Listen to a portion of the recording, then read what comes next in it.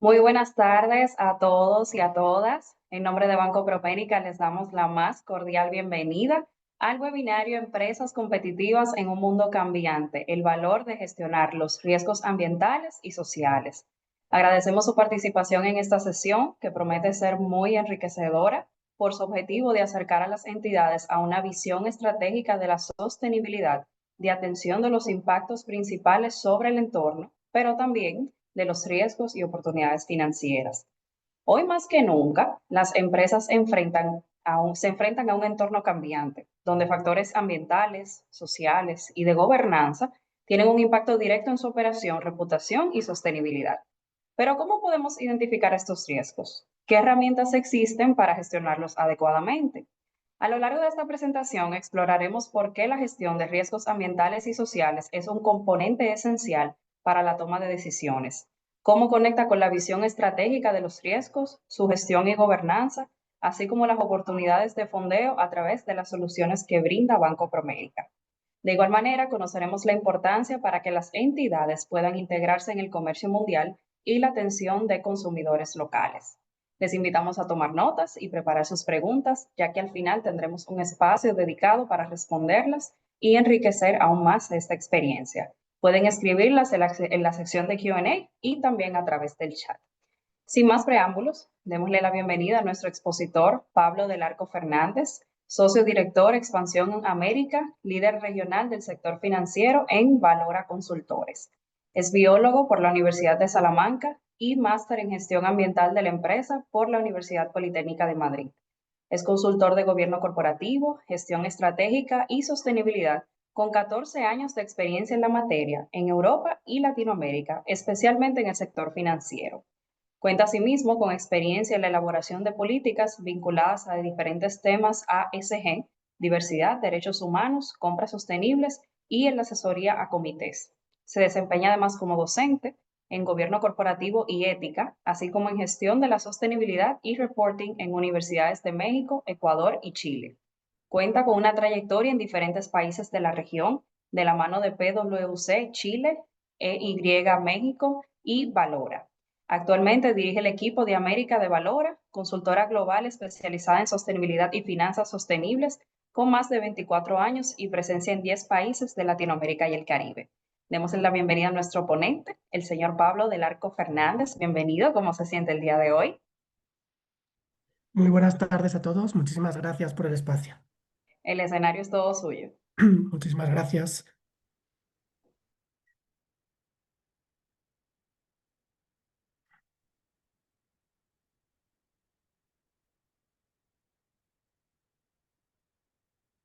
Muy bien.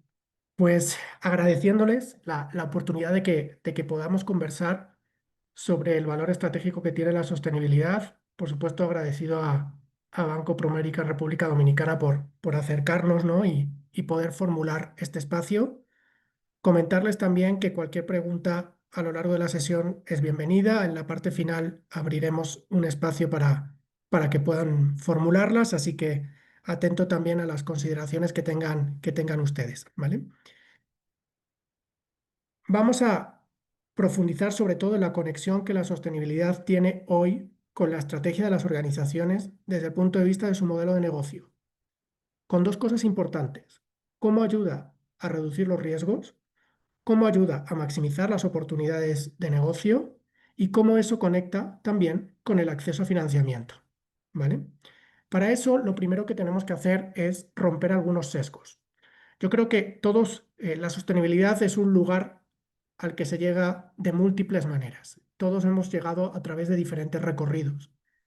Pero habitualmente lo que nos sucede es que cuando llegamos por primera vez a sostenibilidad pensamos que es fundamentalmente el trabajo sobre los aspectos ambientales, ¿sí?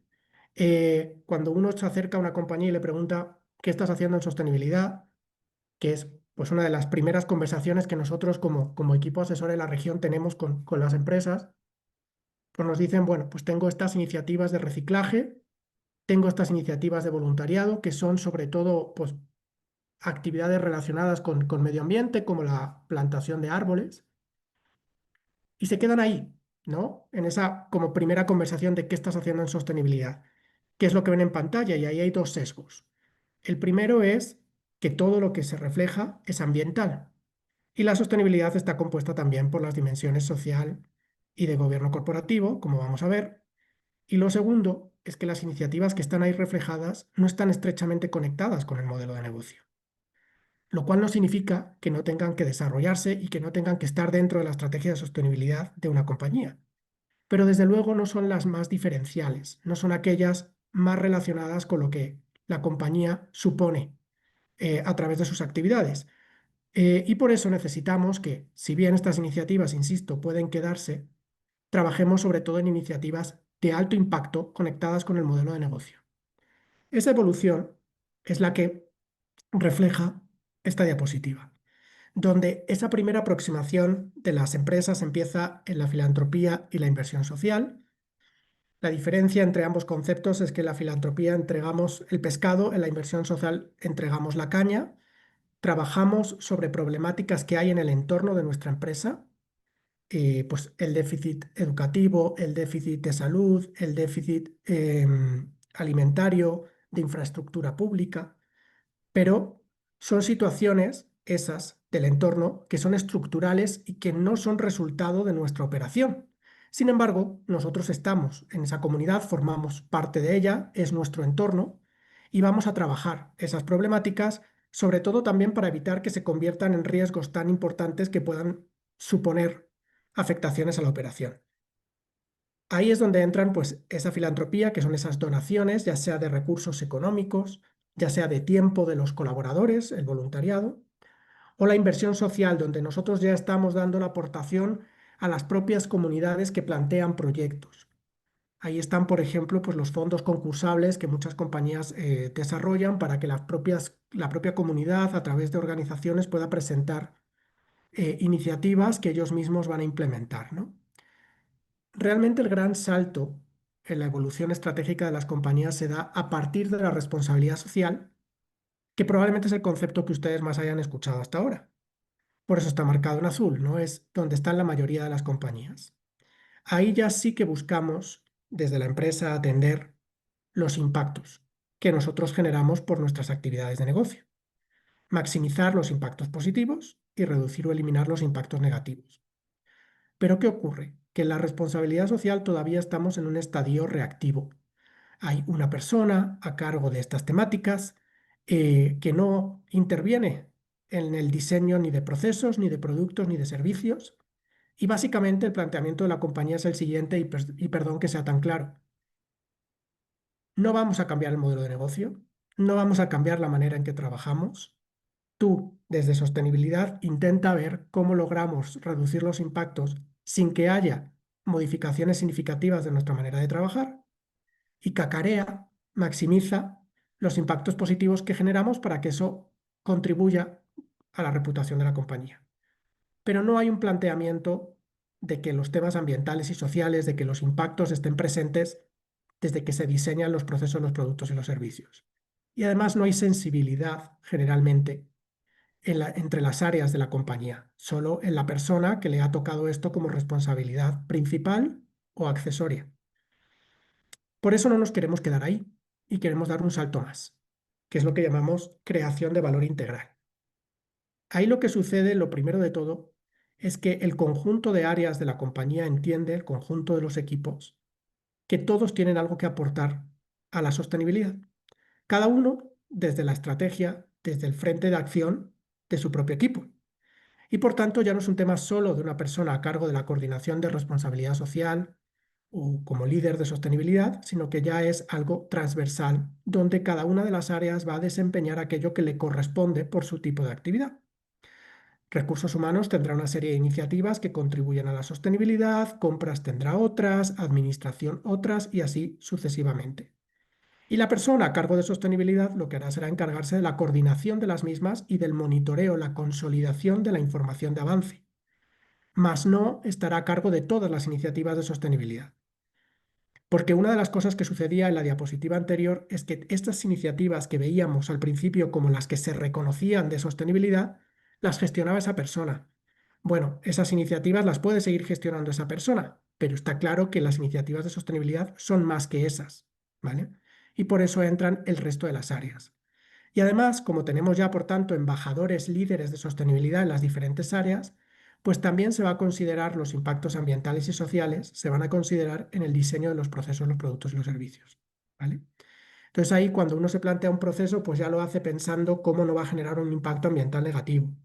Cuando uno se plantea un producto o un servicio, ya busca que sea inclusivo, ¿sí? Porque además esto genera valor, ayuda a la sostenibilidad de la compañía, que es otro concepto que ustedes habrán escuchado de manera importante, esa continuidad en el tiempo de la empresa, haciendo un uso racional de los recursos y en un estrecho diálogo con sus grupos de interés. Cuando ese objetivo de sostenibilidad de la compañía se une al objetivo de sostenibilidad de la compañía de al lado, de nuestras compañías proveedoras, de nosotros mismos como individuos, entonces hablamos de un objetivo que ya no es la sostenibilidad, porque ese es el de las empresas o el de los individuos, sino que es un objetivo colectivo. Y ese objetivo colectivo es el desarrollo sostenible, que es un concepto que también deben de haber escuchado, ¿no? De manera frecuente. Entonces, este es el recorrido que tienen las compañías en la evolución estratégica de su desempeño. Pero si se dan cuenta ustedes, y ahí pueden pensar en qué punto están, yo no he hablado hasta ahora todavía ni de riesgos ni de oportunidades financieras. ¿Y qué ocurre? Que para llegar a la sostenibilidad que está en el medio, tenemos que llegar a través de la atención de los impactos, que es lo que hemos visto en la diapositiva anterior, incluyendo la responsabilidad social empresarial, pero también hay que llegar a través de la plata. Para ser sostenibles en el tiempo necesitamos recursos financieros. Y esos recursos financieros no solo nos los dan nuestros clientes y consumidores apostando o confiando en nosotros, sino que también nos los da el mercado financiero. ¿Y qué entendemos nosotros por mercado financiero? Pues las calificadoras de riesgos, los fondeadores, los inversionistas. Esto incluye, por tanto, también a los bancos que nos están entregando crédito, como puede ser Promérica. Bueno, pues para este mercado financiero, la sostenibilidad es importante no solo porque atendamos los impactos, sino también porque atendemos los riesgos y oportunidades financieras. Hay otra lectura de la sostenibilidad. Ya no es solo cómo yo me relaciono con el medio, es decir, qué impactos genero yo en el entorno, ya sean positivos y negativos, potenciales y reales o reales, sino también la manera en que el medio me influye a mí, es decir, la manera en que estos temas de sostenibilidad afectan financieramente a la compañía o pueden afectar financieramente a la compañía, ¿vale? Esos riesgos y oportunidades. Y esa es la información principal que le interesa al mercado financiero. Y lo que hace es ordenar los temas por los que pregunta en tres verticales, porque ustedes saben que los financieros son muy ordenados, ¿no? Entonces, hay una vertical ambiental, una vertical social y una vertical de gobierno corporativo. Entonces, tienen temas para esas tres verticales. Y vamos a construir juntos una tabla. Tenemos tres columnas, la ambiental, la social y la de gobierno corporativo, y luego vamos a tener tres filas de temas. Una primera fila de temas que nos van a preguntar que son genéricos para cualquier empresa en cualquier lugar del mundo y que están relacionadas con macrotemas, macro riesgos globales. Por ejemplo, el mercado financiero nos va a preguntar preferentemente si hemos identificado y estamos trabajando y cuáles son nuestros riesgos de cambio climático.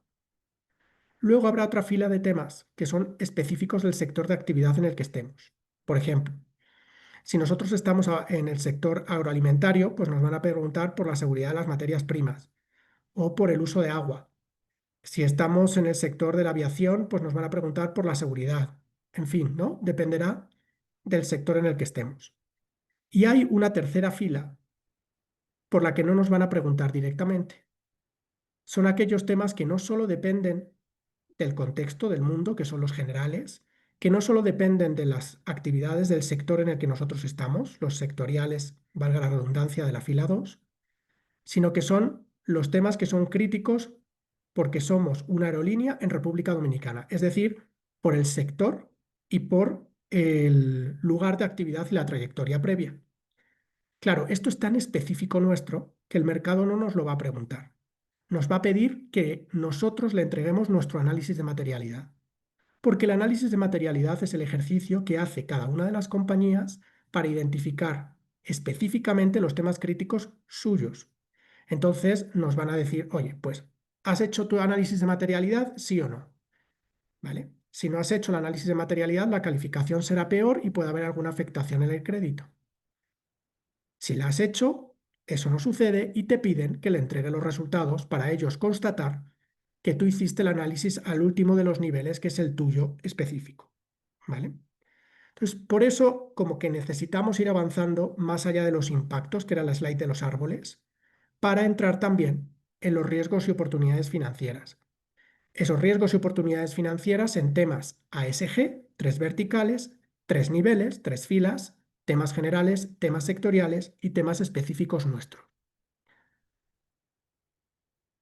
Trabajar sostenibilidad tiene beneficios para este mercado financiero, donde voy a profundizar ahora, pero también para otros grupos de interés. Con el mercado financiero nos ayuda a que esos interlocutores perciban que tenemos una gestión de riesgos más sólida, que somos una compañía menos riesgosa. Y eso se va a traducir en que invierten en nosotros, nos entregan fondeo en mejores condiciones, permanecen con nosotros más tiempo, es decir, son inversionistas de más largo plazo o los créditos son de más largo plazo. Em, y además pueden ser oportunidades financieras con características o con condiciones distintas, más ventajosas, que la tasa que nos cobren sea más reducida porque somos un cliente menos riesgoso que les interesa tener en su cartera. O que incluso vengan inversionistas o bancos que de otra manera no, porque tienen como propósito de generar impacto sostenible o contribuir a la sostenibilidad. Entonces puede ser que tengamos acceso a entidades que de otra manera no se hubieran interesado en nosotros. Pero aparte de sus beneficios para el mercado financiero, que obviamente son los más críticos porque son los que aseguran la disponibilidad de recursos, hay otra serie de beneficios. Por ejemplo, con los clientes y con los consumidores. Sostenibilidad hoy contribuye positivamente a la reputación de la empresa y eso se traduce en los clientes y los consumidores. Es verdad que en América Latina no estamos dispuestos a pagar más por un producto que sea sostenible. Eso es una realidad que tenemos que tener presente. Sin embargo, sí hay una clase media emergente, caminando a alta de consumidores, que sí tiene como sensibilidad y capacidad de poder pagar al respecto. Hay un nicho de mercado de alto valor. Pero además de ese nicho de mercado, tenemos un arrastre sobre el resto del portafolio. Es decir, cuando yo genero un producto sostenible, no solo tengo que pensar en quien me va a comprar concretamente ese producto, que ese es el nicho de mercado, sino también el efecto arrastre que tiene sobre el resto. Puede ser que yo como consumidor no esté dispuesto a pagar por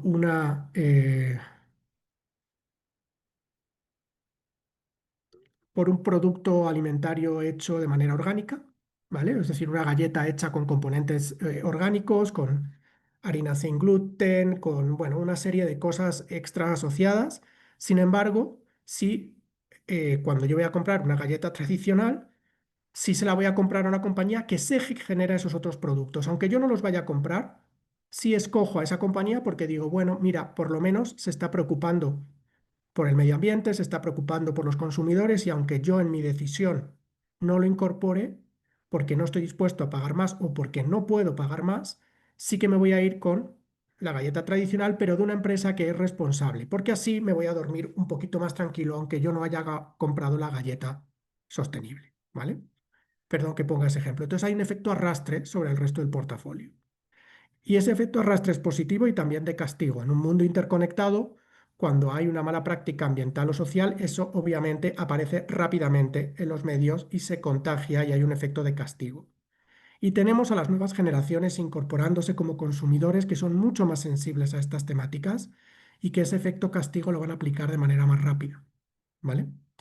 Entonces tenemos que pensar eso y también que cuando nosotros evolucionamos estratégicamente en sostenibilidad, somos más innovadores. Entonces, vamos a estar pensando nuevos productos, nuevos servicios, quizá de manera mucho más rápida y mucho más frecuente de lo que lo haríamos si no estuviéramos atendiendo a estos temas. Con los proveedores. Pues con los proveedores tenemos que pensar que la sostenibilidad no acaba en la puerta de nuestras instalaciones, sino que también está relacionada con la cadena de suministro. Si yo elevo mis prácticas, pero no elevo las de mis proveedores, resulta que esos proveedores pueden tener praxis, malas prácticas ambientales o sociales, Y esas malas prácticas pueden incidir en nosotros. Primero, porque puede haber una discontinuidad en el acceso a esos productos o servicios. Segundo, porque puede ser que el consumidor nos castigue a nosotros porque nos conecta con ese proveedor. Incluso legalmente puede ser que tenga alguna consecuencia sobre nosotros. Por eso, si elevamos nuestra vara, elevemos también la de la cadena de suministro para así reducir los riesgos. Y vamos a tener proveedores más competitivos, más sólidos, con menos riesgo financiero. ¿Vale? Esa es otra de las ventajas que va trayendo para la compañía. ¿Vale? Sigo con tres bloques más de beneficios. Con los colaboradores. Hablaba yo de la incorporación de las nuevas generaciones como clientes y consumidores. Bueno, eso también está pasando en la incorporación como colaboradores. Y tenemos a los millennials, a los alfa y a los millennials, a los Z y próximamente a los alfa, incorporándose como colaboradores. Y son generaciones más sensibles a los temas ambientales y sociales, entre otras cosas porque les va a tocar vivir más tiempo. Y por tanto se preocupan por las condiciones en que van a poder desempeñarse. Bueno, pues si una compañía es capaz de transmitir que es una compañía responsable en los temas ambientales y sociales, que tiene una institucionalidad sólida, un buen gobierno corporativo, eso puede atraer talento. Y por eso la persona de sostenibilidad tiene que trabajar muy cercanamente con la persona de capital humano a cargo de los procesos de contratación. Además, ser sostenible ayuda a reducir la rotación. ¿Por qué? Porque significa que probablemente tengamos mejores prácticas laborales y por tanto se va a reducir ese riesgo de rotación. Em, con las autoridades. Pues con las autoridades tenemos que pensar, y esto es como cuando estamos en la universidad y estudiábamos, podíamos estudiar para la matrícula o podíamos estudiar para el aprobado. Si yo tengo prácticas de sostenibilidad, estoy estudiando para la matrícula. ¿Eso qué significa? Que si no lo hago bien, bueno, todavía hay un margen antes de suspender. Es decir, puedo tener un aprobado, puedo tener un notable, puedo tener un sobresaliente. Entonces, si yo voy más allá de la ley, si yo soy más exigente conmigo mismo que lo que la propia ley es, desde luego voy a tener menos riesgo de incumplir la ley. Y tenemos que pensar, además, que todo lo que hacemos de manera voluntaria en sostenibilidad, temas ambientales, temas sociales, temas de gobierno corporativo, luego se van incorporando como regulación en los países. Por ejemplo, habrán visto regulación de plásticos para evitar el uso de plásticos de un solo uso.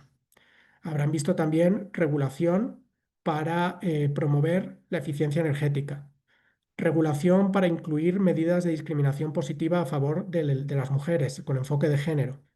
Bueno, pues esas medidas nacen de iniciativas voluntarias de las empresas que luego se acaban convirtiendo en un piso legal. Bueno, pues si vamos trabajando en sostenibilidad, vamos a estar más preparados para cuando esas regulaciones además se desarrollen. Por tanto, esas son como las razones principales para el trabajo con las autoridades. Estar prevenidos, irnos preparando para futuras regulaciones y con las regulaciones actuales, estudiando para la matrícula de honor, tener menos riesgo de suspender. Para la sociedad en su conjunto, es importante que entendamos que esto contribuye reputacionalmente y con las comunidades ayuda a lo que llamamos licencia social para operar. ¿Qué significa esto? Yo puedo tener todos los permisos del mundo, todas las autorizaciones del mundo y tener dificultades para operar porque tengo a las comunidades en contra. Y esto no pasa solo en la minería o en las industrias energéticas, en la generación de energía, sino que también pasa en la banca, en la industria. ¿Por qué? Porque cuando hay estallidos sociales, todos nos vemos afectados.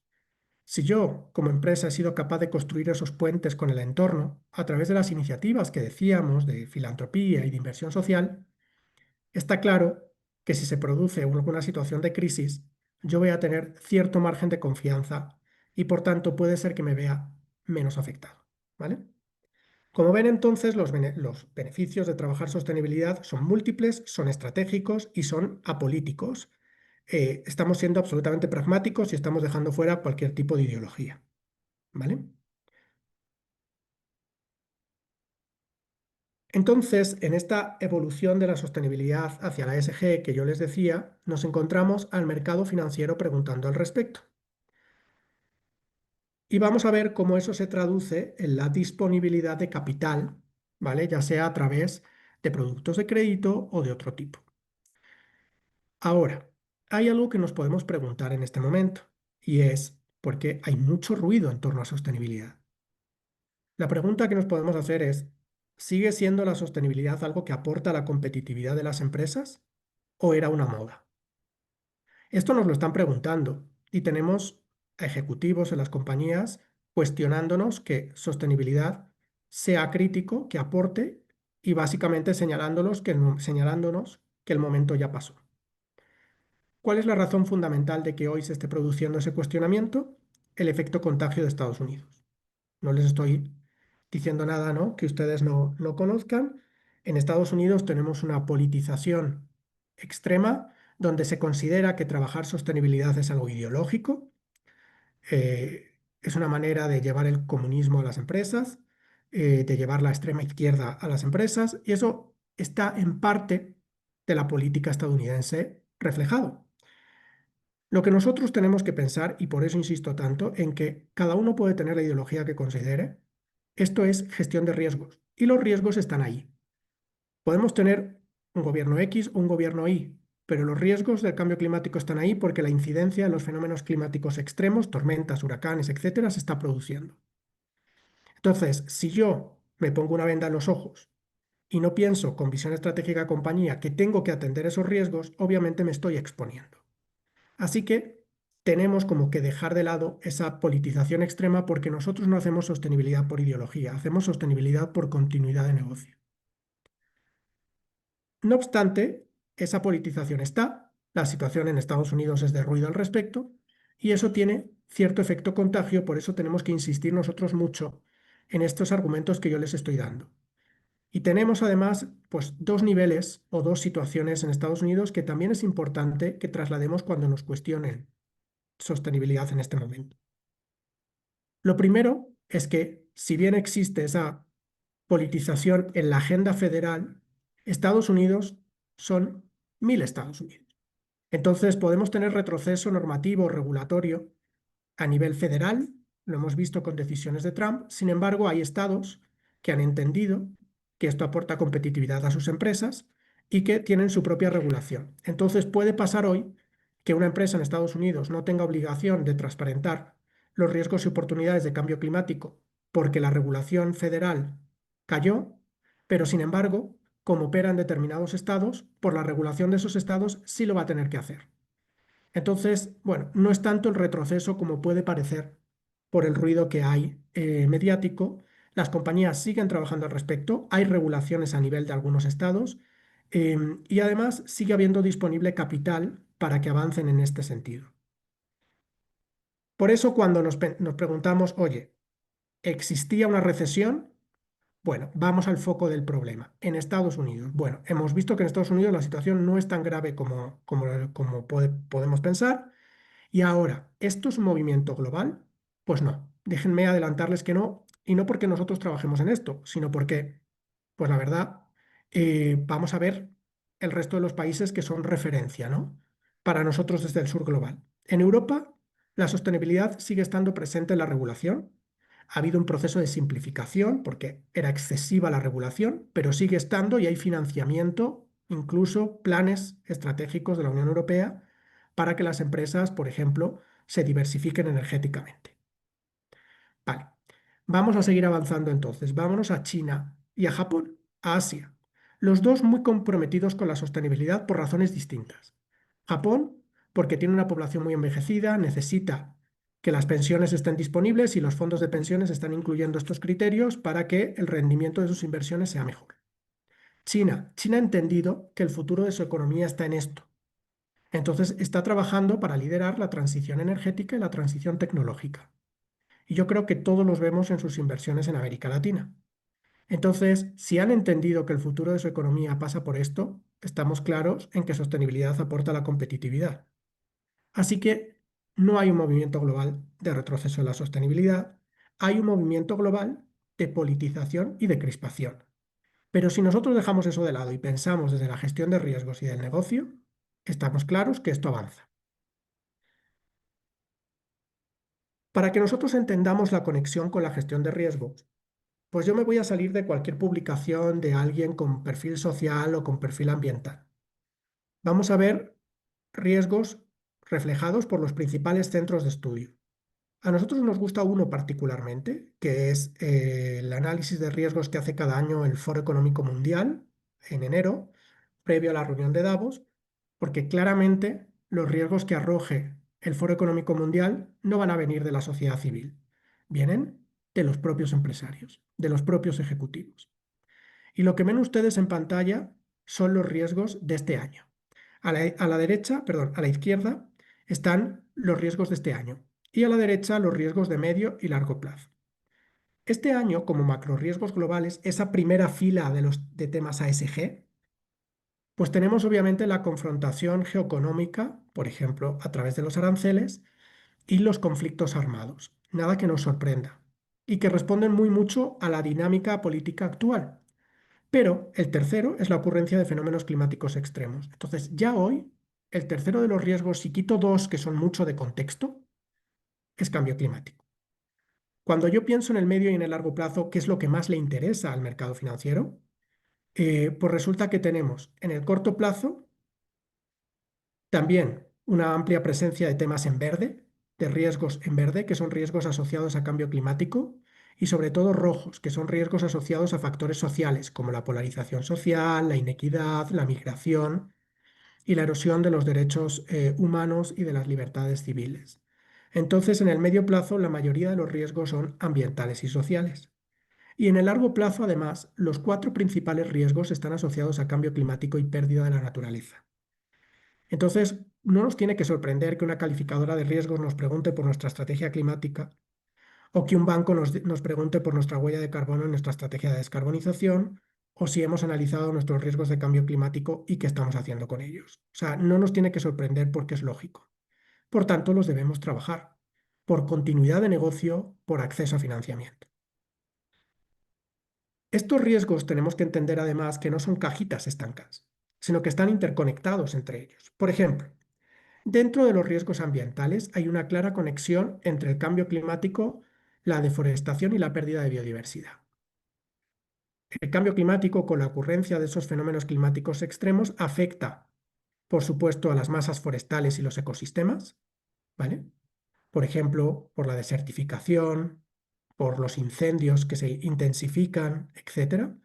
Y esa deforestación y degradación de la tierra está interconectada con la pérdida de biodiversidad, igual que el cambio climático, por ejemplo, a través de la pérdida de agua, de la afectación a los ecosistemas, etcétera. Entonces, los riesgos están interconectados entre ellos, los ambientales. Pero además, el riesgo, y me voy de nuevo al estudio del Foro Económico Mundial, el macro riesgo más conectado con todos, por tanto, el que más acelera a los demás, es la desigualdad. Es decir, la desigualdad acelera los riesgos ambientales, acelera los riesgos geopolíticos, acelera todos los riesgos. Y estamos en la región más desigual del planeta, con muchos de los países liderando la inequidad. Entonces, tenemos que pensar que los riesgos ambientales y sociales son especialmente significativos en América Latina y lo son, por tanto, para nuestras operaciones. Por eso, no nos debe de extrañar que los bancos nos pregunten qué estamos haciendo y que también generen productos que a través de las condiciones que estos tienen nos ayuden a mejorar nuestro desempeño. Por ejemplo, líneas verdes para la instalación de paneles solares, para la eficiencia energética, para la eficiencia en el uso de agua, etc. Que el cambio climático es un macro riesgo global, yo creo que nadie lo pone en duda hoy.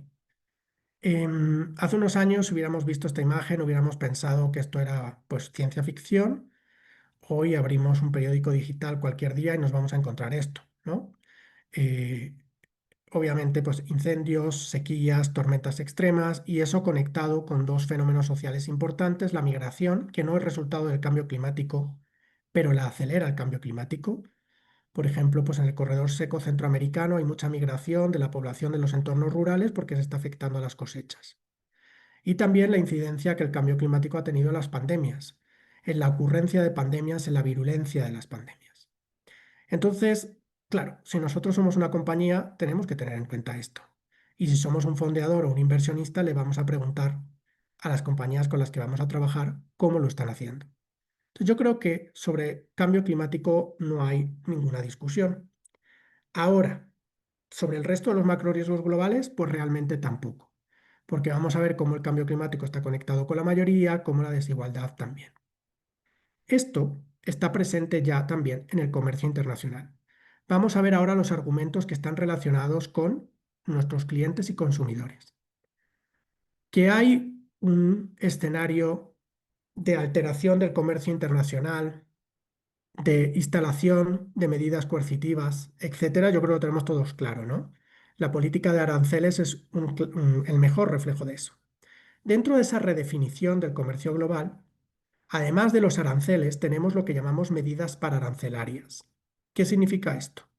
Que ya no solo pagas tú una tarifa X por entrar a un determinado mercado, sino que además tienes unos requerimientos ambientales y sociales para que eso se produzca, para que puedas entrar. Esos requerimientos ambientales y sociales son una medida paraarancelaria. La podemos ver desde una cara u otra de la moneda.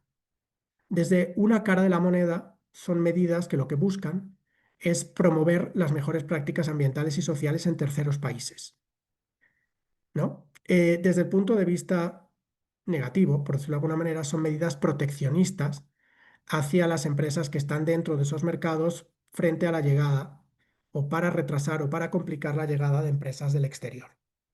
El mejor ejemplo, la Unión Europea.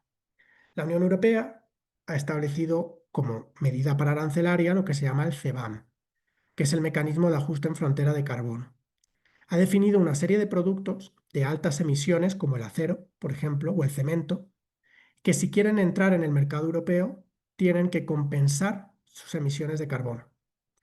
De esta manera, lo que hace es evitar que hasta las propias empresas europeas fabriquen en el exterior y de esa manera reduzcan su huella de carbono en la Unión Europea, porque lo que han hecho ha sido una externalidad, lo han mandado fuera. Y también, pues que en compañías que no son tan responsables desde el punto de vista ambiental compitan por precio con compañías europeas que tienen mejores prácticas ambientales y sociales incorporadas por regulación. Insisto, hay de todas las intenciones dentro de esas regulaciones, pero esa regulación existe, ha entrado en vigor este año. Y también estamos viendo los tratados de comercio. Probablemente ustedes han escuchado en el último año la negociación del tratado entre el Mercosur y la Unión Europea. Bueno, en general en todos los acuerdos establecidos por la Unión Europea en el último tiempo, pero además particularmente en el del Mercosur, hay unas condiciones específicas sobre sostenibilidad, incluso un mecanismo de resolución de controversias especial para esto, con la idea de que los productos que puedan llegar al mercado europeo, que van a ser sobre todo agroalimentarios y materias primas, eh, lleguen con buenas prácticas ambientales y sociales frente a las que ya se han venido imponiendo o promoviendo entre los fabricantes europeos, considerando que como la regulación europea era más dura en los temas ambientales y sociales, al revés no es tan necesario, pero sí velando porque tampoco al revés se produzcan abusos. Entonces, si está presente también en las condiciones de los acuerdos internacionales de comercio, tenemos claro que esto es una realidad, ¿no? Aparte de las solicitudes que ya nos hacen nuestros consumidores y clientes en esos terceros países por la mayor sensibilidad o requerimientos que tienen al respecto. Con el cliente o con el consumidor está pasando algo. No sé si ustedes han logrado escuchar hablar del greenwashing, ¿vale? ¿Qué pasa con el greenwashing? Nosotros, a medida que hay mayor sensibilidad en los consumidores, también hay empresas que están aprovechándose de esa mayor sensibilidad. ¿En qué sentido? Que están cacareando sus prácticas ambientales y sociales, que están argumentando atributos ambientales y sociales de sus productos, o bien falsos o bien exagerados. Cuando eso es ambiental se llama greenwashing, puede ser social washing, pero bueno, vamos a concentrarnos en las prácticas ambientales. Entonces nos hemos encontrado, pues eso, consumidores cada vez más sensibles y empresas diciendo que son eco, que son amigables con el medio ambiente, que son bio, etcétera, ¿no? Sus productos. Pues resulta que eso obviamente genera una confusión en el consumidor y una desconfianza en el consumidor si de repente le sucede que confía y luego no es tal, ¿no? Lo que le han contado. Por eso se está empezando a regular el greenwashing. Empezó de nuevo la Unión Europea. Saben ustedes que a los europeos les o nos encanta desarrollar regulación. Bueno, pues lo que se dieron cuenta es que había más de 230 etiquetas con atributos ambientales en productos de la Unión Europea, de las cuales la mayoría no tenían sustento técnico, eran declaraciones vagas. Entonces dijeron, vamos a ordenar esto. Y prohibieron las declaraciones genéricas. Si ustedes van ahora a Europa, pues no verán productos bio, productos eco, productos amigables con el medio ambiente, es decir, declaraciones que son muy, muy vagas. Bueno, eso no la, valga redundancia, esos no las van a ver, ¿vale? Y cualquier declaración tiene que ser o tiene que tener una metodología aprobada que justifique pues ese atributo, esa certificación, ¿vale? Si no, no se puede utilizar. Entonces, para que veamos la importancia, ¿vale? De estas cosas. No sé si alguno de ustedes en algún momento compra en Zara o compra en H&M. Bueno, pues eran cadenas europeas que tienen o que desarrollaron en su momento líneas de ropa sostenible. Conscious en el caso de H&M, Joy Life en el caso de Zara. Pues lo que ha pasado es que cuando esta regulación ve la luz, es tan exigente que han tenido que eliminar esas etiquetas porque es imposible garantizar con la trazabilidad del producto que no hay ningún tipo de contaminación, por ejemplo, de fibras sintéticas cuando estamos hablando de que el atributo tiene que ser fibras orgánicas o naturales. Entonces, para que se den cuenta del nivel de exigencia, ¿vale? Bueno, pues esto ya no pasa solo en Europa. Tenemos países en América Latina como México, Colombia y Chile trabajando en regulaciones de greenwashing importantes, ¿vale? Me voy a ir quizá a la parte más interesante, la parte de la plata. Quiero como ser como muy duro en un planteamiento inicial. Nosotros no vamos a trabajar en sostenibilidad para conseguir plata. Nosotros vamos a conseguir plata porque ya estábamos trabajando en sostenibilidad por todo el amplio conjunto de beneficios que yo les he dicho al principio. Es decir, yo no voy a montar una instalación de paneles solares o yo no voy a montar un biodigestor, yo no voy a trabajar con una tecnología verde porque tengo un crédito verde. En mi estrategia de sostenibilidad, en mi continuidad operativa, yo he entendido que tengo que tener autoabastecimiento con energías renovables, que es importante que me haga cargo de los residuos y pueda generar energía a partir de ellos. Es decir, me he dado cuenta de que eso tiene sentido para la continuidad del negocio. Y cuando voy a implementarlo, ahí sí voy a buscar si hay financiamiento disponible. Pero no tomo la decisión porque exista el crédito verde. Yo ya tomé la decisión y si la entidad financiera tiene un crédito verde, lo voy a aprovechar. ¿Por qué? Porque generalmente ese crédito verde tiene mejores condiciones. Puede tener una tasa diferenciada, lleva asistencia técnica, periodos de gracia más largos, en fin, una serie de beneficios que hay que aprovechar. Pero insisto, no hacemos sostenibilidad porque existen las finanzas sostenibles. Nos aprovechamos de las finanzas sostenibles porque venimos trabajando con un objetivo de sostenibilidad. ¿Vale? Es importante porque aquí sí el orden de los factores altera el producto. ¿Cómo está el escenario de las finanzas sostenibles? Primero, ¿qué tipo de instrumentos tenemos y luego cómo está? Tenemos dos grandes bloques de instrumentos y esto no es una sesión de finanzas sostenibles, pero solo para que entendamos. Hay una parte de productos que son bonos, deuda, y hay otra parte que son créditos, ¿vale? Lo que ven ahí en la pantalla es la suma de todos los productos, tanto de deuda como de crédito en el acumulado global. Hay diferentes instrumentos, por eso hay diferentes colores, pero vamos a ver las columnas completas. Lo que pasa en los últimos años, incluyendo la proyección para este 2026, estos son datos de Bloomberg, pues lo que vemos es que hay una consolidación, es decir, que hay un mercado de finanzas sostenibles. Es verdad que hay subidas y bajadas, pero hay una consolidación, ¿no? El orden de magnitud desde 2021 es muy diferente al previo a 2021. Hay 2 años récord, 21 y 24. En el 26 se proyecta un crecimiento respecto al 25. En el 25 hubo un poco de shock porque la primera mitad del año la inestabilidad generada por el segundo mandato de Trump sí tuvo cierta incidencia. Pero después ya quedó todo como asimilado.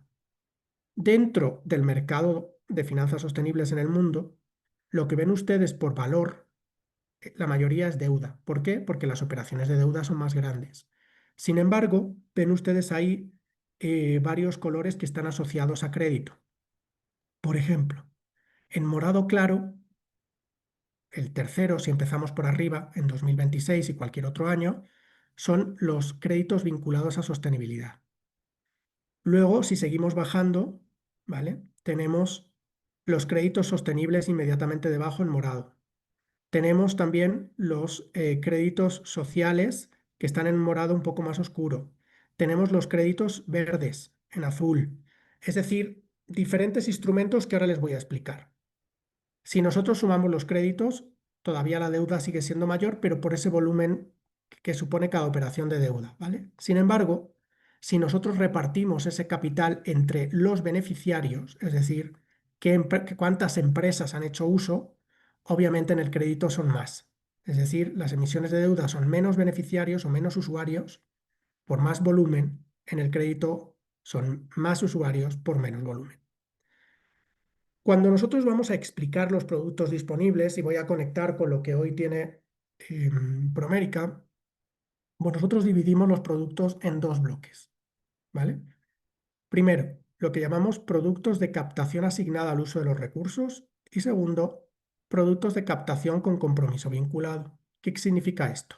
El primer bloque, yo tengo que usar la plata para aquello que definió la entidad financiera que me está entregando el crédito. No puedo utilizarlo para lo que quiera. Entonces aquí están los créditos verdes y todos los créditos sociales también, inclusivos, ¿no?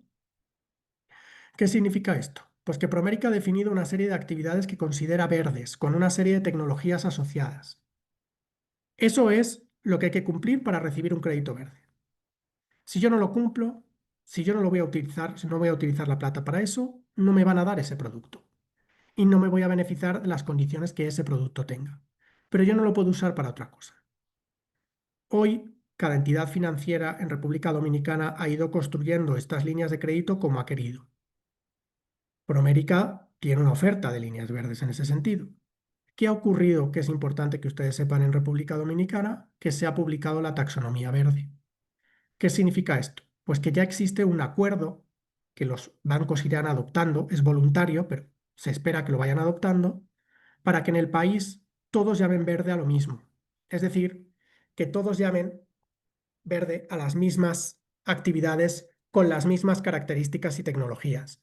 Y luego ya cada entidad sí que le ponga condiciones diferenciadas. Pues una le pondrá una tasa de descuento mayor, otra menor, una pondrá asistencia técnica, otra no.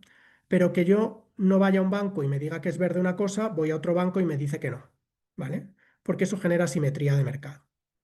Bueno, eso va a pasar en Dominicana, se va a madurar al respecto. Hoy tienen esas oportunidades de créditos verdes donde, bueno, pues Promérica tiene para determinadas actividades. Habitualmente, ¿para qué son esos créditos verdes? Pues son fundamentalmente para mitigación del cambio climático. ¿Qué significa esto? Para reducir la huella de carbono. Entonces, son créditos que van asociados a la instalación de paneles solares, a la eficiencia energética, es decir, a usar energía renovable y a reducir el consumo de energía. Pero hay una oportunidad también para que los bancos y ustedes, por tanto, se beneficien de lo que los bancos hagan de productos de adaptación climática. En América Latina no tenemos las mayores emisiones de gases de efecto invernadero. Ustedes no son responsables de la mayoría de las emisiones de gases de efecto invernadero. Sin embargo, sí padecemos los principales impactos del cambio climático. Entonces, más que trabajar en reducir emisiones, nuestra prioridad debe ser trabajar en adaptarnos al cambio climático, en prepararnos para lo que está pasando. Por ejemplo, soluciones de riego más eficientes, variedades de semillas más resistentes, instalaciones más resistentes también, valga la redundancia, a las tormentas, a los huracanes, a los ciclones, barreras de infraestructura para proteger los activos. Bueno, que eso también pueda ser pagado a través de un crédito verde. Los créditos sociales están asociados, pues, sobre todo a beneficiar determinadas situaciones asociadas a la desigualdad. Son, por ejemplo, créditos para actividades educativas, créditos para actividades de salud, créditos para la inclusión financiera de determinados colectivos que normalmente han tenido mayores dificultades, mujeres, jóvenes, adultos mayores, eh, población indígena, etcétera, ¿vale? Me voy al otro lado, lo que llamamos captación con compromiso vinculado. Estos no están hoy tan desarrollados en Dominicana, pero es importante que conozcan que existen. Ahí no, yo puedo usar los recursos para lo que quiera. Y ustedes me dirán, ¿y por qué está aquí entonces? ¿Dónde está la letra pequeña? Bueno, porque yo sí me comprometo con la institución financiera me pide un compromiso para cumplir unos objetivos de sostenibilidad. Si yo cumplo esos objetivos, voy a tener ese premio o ese descuento. Si no los cumplo, voy a tener un castigo y por tanto me quito el beneficio económico que me estaba dando la entidad. A la entidad le interesa o me puede dar un descuento porque yo voy a ser un cliente menos riesgoso, su cartera va a ser más estable. Esos objetivos de sostenibilidad yo los planteo con la entidad financiera y tienen que ser significativos para mí y estar en mi estrategia de sostenibilidad. De nuevo, yo no voy a construir la estrategia de sostenibilidad para conseguir un crédito vinculado. Como yo tengo una estrategia de sostenibilidad que tiene objetivos, esos objetivos me pueden servir para tener plata en mejores condiciones, ¿vale?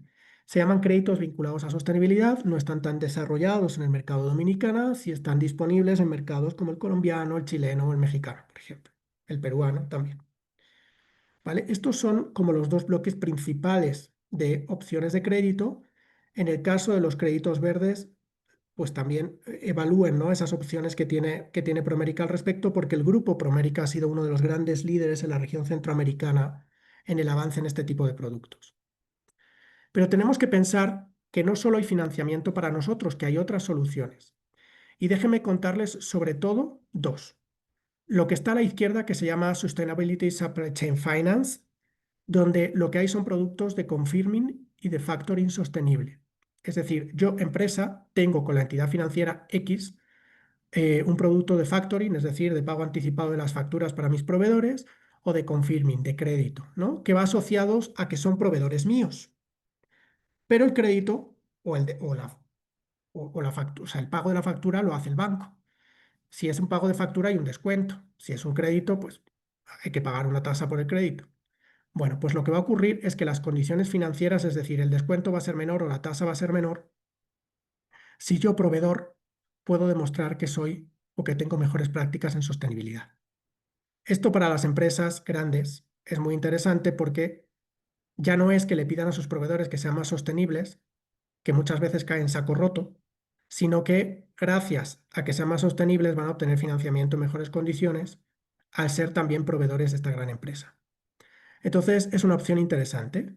Otra que también es importante en el comercio internacional, las cartas de crédito. Cartas de crédito disponibles, por ejemplo, para la compra de materia prima en el exterior, que si esa materia prima tiene alguna certificación sostenible, puede tener mejores condiciones.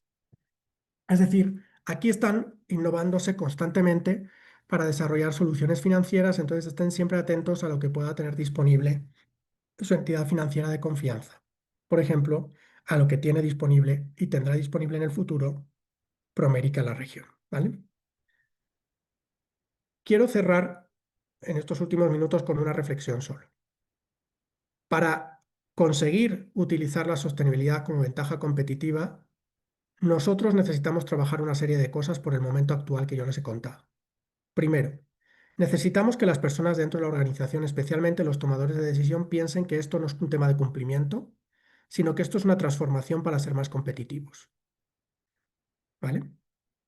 Que pensemos que no solo es un tema de reputación, sino que ya hay una manera de tangibilizar económicamente los beneficios, por ejemplo, con los descuentos en los productos financieros, ¿vale?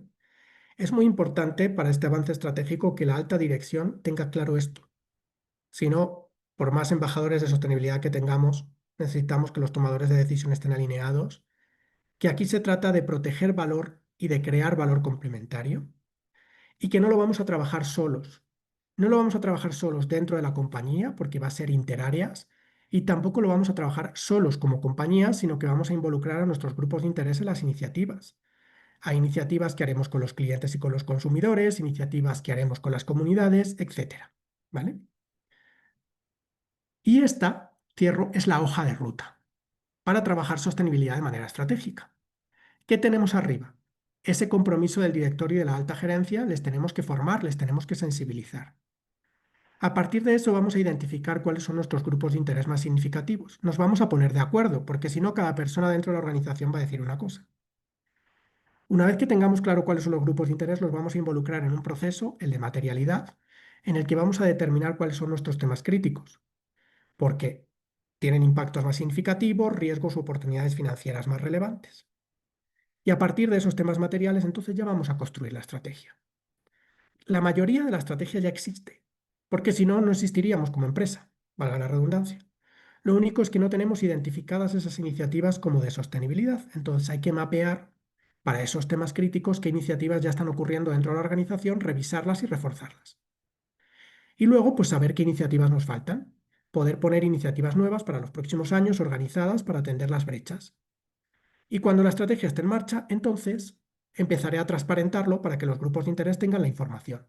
Y ahí es donde entran las memorias de sostenibilidad que ustedes han podido ver en empresas en República Dominicana, donde se cuenta pues esa estrategia de sostenibilidad y cómo se va avanzando. Y así ustedes tienen la información disponible. Y si ustedes, la que ustedes necesitan utilizar. Y además la propia de ustedes estará disponible para esos consumidores, para los clientes, para las entidades financieras con las que trabajan, etcétera. ¿Vale? Entonces es importante que trabajemos de manera organizada en esta hoja de ruta, porque si no, lo que tenemos son iniciativas aisladas que se han ido planteando sin una reflexión, donde no necesariamente estemos utilizando los recursos de manera adecuada y que no se estén monitoreando. Con esta reflexión me gustaría terminar y dar paso a si hay alguna pregunta adicional. Una disculpa por estos minutos extra. Muchísimas gracias, Pablo, por compartir sus conocimientos y reflexiones tan valiosas sobre un tema que hoy marca la diferencia entre sobrevivir y crecer con visión sostenible. Abrimos el espacio para sus preguntas. Aquí tenemos una primera pregunta que dice, ¿qué acciones sencillas se les pueden dar a las empresas para accionar la ESG en el día a día? Mira, una de las cosas importantes que tenemos que pensar y que romper, uno de los sesgos que no he dicho, es que sostenibilidad es solo para las grandes empresas. Esto no es así, ¿vale? Cada uno trabajará con la escala que su actividad permita, que su tamaño permita. Entonces, ya sea que hagamos un ejercicio mucho más complejo, un ejercicio mucho más sencillo, lo que tenemos que tener claro es qué temas tenemos que trabajar. Eso es lo que llamamos materialidad. Esa materialidad puede ser más compleja, es decir, en un proceso más sistemático, preguntando a más grupos de interés, o podemos sentarnos los principales ejecutivos y decir, oye, con esta visión estratégica de la sostenibilidad, ¿dónde están nuestros principales impactos? Estas son nuestras actividades y esta es nuestra cadena de valor, ¿no? ¿Dónde están nuestros principales impactos directos e indirectos a través de la cadena de valor? ¿Y dónde están los principales riesgos y oportunidades financieras? Y con eso, decir, ok, estas son las prioridades a atender. ¿Qué ya estoy haciendo? ¿Qué ya estoy haciendo? Solo que no lo está haciendo el de sostenibilidad, lo están haciendo las otras áreas. ¿Qué ya estoy haciendo para coordinarlo? Para que se coordinen los esfuerzos y para que se monitoreen y para que se refuercen. Y luego, pues identificaré que esas iniciativas que voy a ir sumando y no tengo que hacer todas a la vez, todas el primer año. Iré avanzando en esas iniciativas progresivamente y esas iniciativas estarán acordes a los temas y a la escala mía. Yo no me voy a poner a hacer ingeniería robótica si no me corresponde. ¿Me explico? Es decir, iremos trabajando en aquello que tiene incidencia y que podemos hacer. Pero también es muy importante que en esa reflexión, en ese primer paso, que es qué tenemos que trabajar y qué ya estábamos trabajando de eso que teníamos que trabajar, es muy importante que se dé esa conversación interna, ¿vale? Para que nos ayuden a identificar lo que está sucediendo y que veamos también el retorno financiero que nos puede traer, que intentemos siempre conectarlo con el beneficio económico, porque si no van a quedar como iniciativas naif. Y no queremos iniciativas naif, queremos iniciativas que contribuyan al negocio. Entonces, cuando se vean esas iniciativas, intentemos buscar la justificación financiera de las mismas, ¿vale? Esos son los primeros pasos que yo recomiendo. Materialidad, ya sea más fácil o más compleja, es decir, reflexión de los temas, identificación de lo que yo estamos haciendo, planteamiento de las iniciativas complementarias más o menos complejas y siempre buscar cuál es el impacto financiero que eso tiene. Excelente. Muchísimas gracias. Aquí hay otra preguntita. ¿Qué le diría a las empresas que aún perciben la sostenibilidad como un gasto y no como un motor de innovación, eficiencia y valor de mercado? Pues ya aquí trabajaría desde el miedo. Perdón que lo diga así. Quien quiera seguir pensando eso, mañana no existe. Ya está. Entonces, hay que trasladar ejemplos de las compañías que no supieron leer su momento. Y más allá de los casos de Blockbuster o de Kodak, que son los típicos casos que se nos vienen a la cabeza, pensemos, por ejemplo, en las empresas de energía, las que estaban basando su modelo de negocio solo en los combustibles fósiles. Todas han diversificado sus modelos de negocio porque los combustibles fósiles son finitos y muy sensibles a los conflictos geopolíticos, sobra decir lo que está pasando ahora. Entonces están diversificando sus modelos de negocio para ser empresas de soluciones energéticas. Y eso es sostenibilidad. Porque si os dais cuenta, los nuevos modelos de negocio, los nuevos productos y servicios están asociados a energías renovables. ¿Sí? Entonces, si yo no lo quiero trabajar en la escala que me corresponde, perfecto. Pero probablemente pierda competitividad, pierda contratos, tenga problemas de acceso a recursos financieros en el futuro y lo más importante, no tenga negocio en el futuro. Esto es una Excelente. cuestión de atender riesgos. Si yo me pongo una venda en los ojos y no quiero ver los riesgos, pues al final los riesgos se van a materializar y eso va a tener consecuencias críticas para las compañías. Y hay muchos ejemplos. A nosotros nos gusta mucho de las empresas de energía porque es muy obvio y muy evidente lo que está sucediendo. Genial. Aquí hay una última preguntita, sobre todo en este tema que tiene que ver tanto con el ambiente tan cambiante, sobre todo también en la parte social, y está relacionada a inteligencia artificial. Nos consulta aquí un participante que qué usted opina que la inteligencia artificial hará para replantear el trabajo como hoy lo conocemos. Es que la relación entre la inteligencia artificial y la sostenibilidad nos da para otro webinar. Pero voy a intentar ser como muy, o sea, a resumirlo mucho. Hay una palabra que define la relación, se llama ambivalencia. Hay relación positiva y relación negativa, como todo en la vida. Hay una relación negativa de la que creo que todos somos conscientes, que es el incremento en la demanda de energía y el incremento en la demanda de agua. Yo creo que esa somos todos como perfectamente conscientes. Entonces, lo que tenemos que intentar es que nuestro uso de la inteligencia artificial sea racional y los proveedores estén mitigando esos impactos. Es decir, que los servidores, pues por ejemplo, no estén en zonas de estrés hídrico, que se abastezcan con energía renovable, etcétera. Pero desde el punto de vista social también hay otros riesgos que a lo mejor no están tan presentes, ¿no?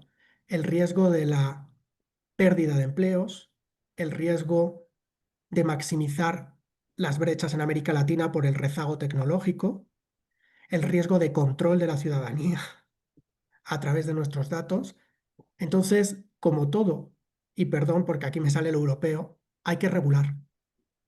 Y por eso la Unión Europea tiene ya una regulación específica para inteligencia artificial, por eso ya hubo un primer acuerdo de uso responsable de inteligencia artificial este año a nivel global en la India, en febrero, porque lo que está claro es que lo malo no es la inteligencia artificial, es el uso de la inteligencia artificial sin control y sin considerar estos impactos negativos. Por contra, tiene impactos muy positivos. La disponibilidad de data nos permite tomar decisiones mejor informados. Por ejemplo, nos permite ser más eficientes en la asignación de rutas de transporte. Nos permite ser más eficientes en la utilización de fuentes alternas de energía. Nos permite poder llevar soluciones como soluciones de medicina, soluciones de salud, a zonas remotas a través del uso de la tecnología. Conocer mejor a nuestros clientes para darles soluciones de inclusión social mucho más personalizadas y de mayor impacto social. Es decir, tiene esos impactos positivos. Lo que pasa es que, insisto, hay que utilizarla de manera responsable. Y para utilizarla de manera responsable hay que trabajar de dos maneras. Uno, en lo que cada uno de nosotros podemos hacer y nuestras empresas, y otro, en una regulación que garantice que existen unas normas comunes para la utilización de las mismas. Entonces aquí, desafortunadamente, también vamos a tener que caminar hacia un entorno regulatorio, ¿vale?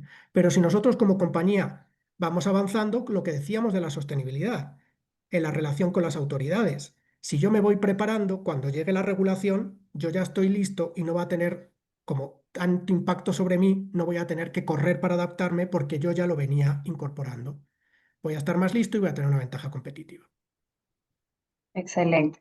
Bueno, señor Pablo, con esta última pregunta damos por finalizado nuestro webinar, agradeciéndole sus respuestas y por Ustedes. habernos acompañado en este webinario, donde confirmamos una vez más que la competitividad empresarial en un mundo cambiante depende cada vez más de la capacidad de las empresas para identificar, gestionar y convertir los riesgos ambientales y sociales en oportunidades de mejora y diferenciación.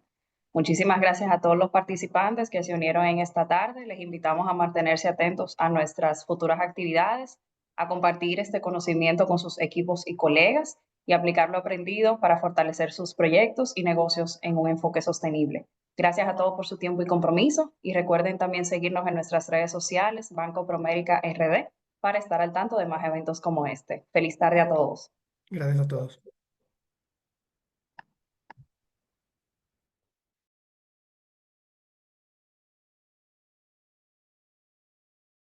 Sabemos que tu sueño va más allá de una casa o de un título, porque detrás de ellos hay un propósito que te mueve a ayudar a otros a ser su mejor versión y encontrar cada día una oportunidad para crecer. A vivir en pro del planeta, porque sabemos cuán importante es tu propósito. En pro de ti, Banco Promérica.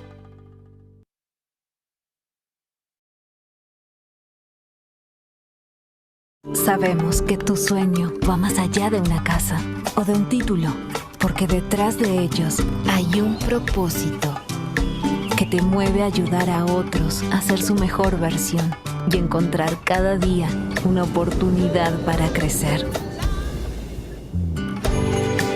A vivir en pro del planeta, porque sabemos cuán importante es tu propósito. En pro